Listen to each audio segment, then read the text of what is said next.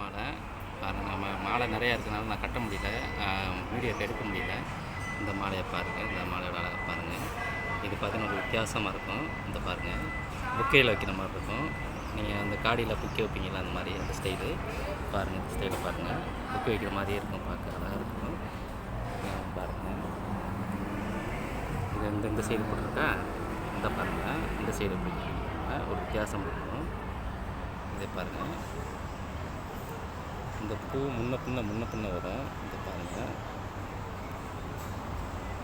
மாலையோட பாருங்கள், இது ஒரு வித்தியாசமாக இருக்கும் இந்த டிசைனு பாருங்கள். பார்க்க உங்களுக்கு தெரியும் எப்படி இருக்குன்னு பாருங்கள். தண்ணியிலே வச்சுட்டு இந்த மாலையை பாருங்கள்.